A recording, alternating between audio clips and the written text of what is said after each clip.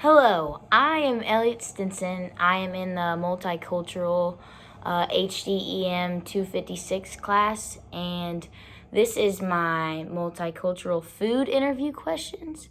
And I am here with Kelly Stinson, my mom, and today I'm going to be asking her questions about like our food culture, like the holidays that we celebrate, and why they're important to us. So we have a cool background in our family, so that's why I picked her. So she's going to be answering some questions. So let's get started. What is your culture?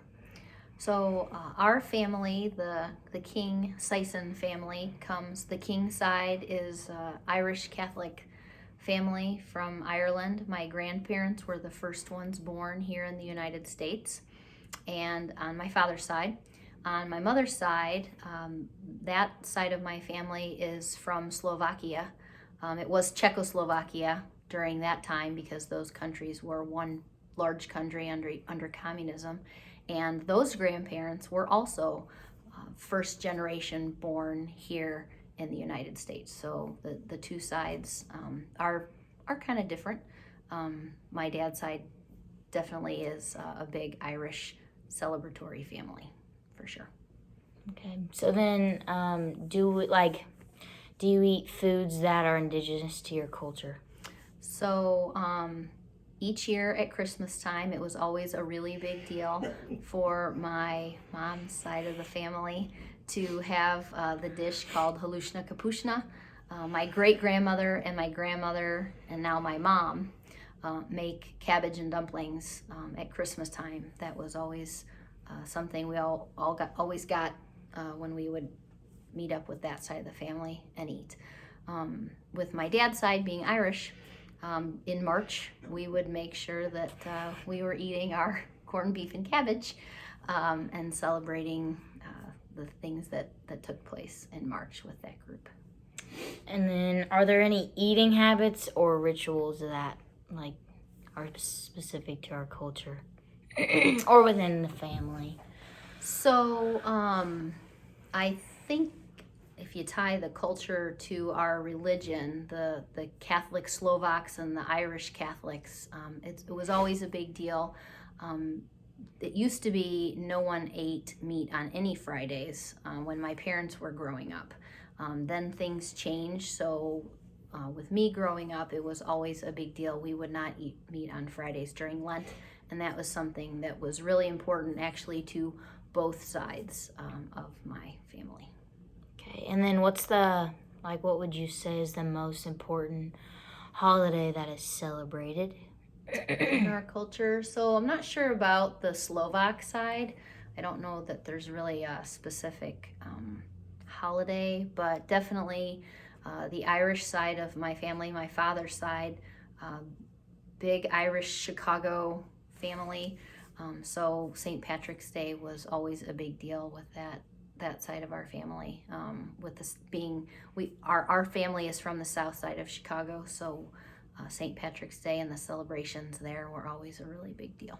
Were there any celebrations as a kid that you can remember that you would do with your family? So we would always tune in to watch the river be dyed green. We never would go downtown to do that, but we would always make sure we tuned in and watched that on the news. That was kind of a big deal. Some of the Irish parades, all the south side, the Beverly neighborhood would have the big Irish parades that we would go see and things like that. Okay, and then what's considered disrespectful and respectful, like within the food culture? If there are anything that you would consider disrespectful.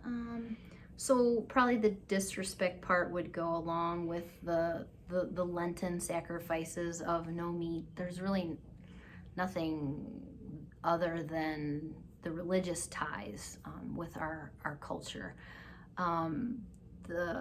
The Slovak side is kind of closely tied to some Polish traditions, and so at Christmas we break oplatki. Oplatki is an unleavened bread that actually it originated in Poland, and since the Polish and the Slovaks are pretty closely tied, we celebrate with that at Christmas. So usually the oldest person in the family will lead the family in prayer, and then we will break the oplotki bread and then share it. Usually we're in a circle. We share it with the people that we're with and exchange a peace be with you during that time. So that oplotki bread is what came down from the Slovak side of my family. And we still do that with you guys. Yes, that is true. And everybody always competes for the leftover oplotki bread because you only get it once a year. So. That's true. Yeah, we still do that tradition in our family. So that's like a fun little thing that we do every year. And yeah, we do fight over the bread at the end of the prayer. So the last two questions are, what will you be eating for this St. Patrick's Day? So this St. Patrick's Day, usually we eat corned beef and cabbage on St. Patrick's Day. However, this St. Patrick's Day is on Friday, so we have to wait and see. So we will be eating a peanut butter and jelly sandwich. I don't know. Usually you get dispensation for St. Patrick's Day when it falls on Friday. So we'll just kind of have to wait and see. If you get dispensation, then you can eat your corned beef and cabbage on Fridays. Okay, and then do you still prepare any, or do you ever prepare any of your cultural food with ancestors or current family? So like myself. Yes. So my aunt now has the family recipe of Czechoslovakian cookies that we fix at Christmas. So growing up, I would fix that with my grandma and my aunt and my mom, and now we share it with you. The Czechoslovakian cookies are kind of a thicker flour and butter with some strawberry jelly in between, layered into those two sections.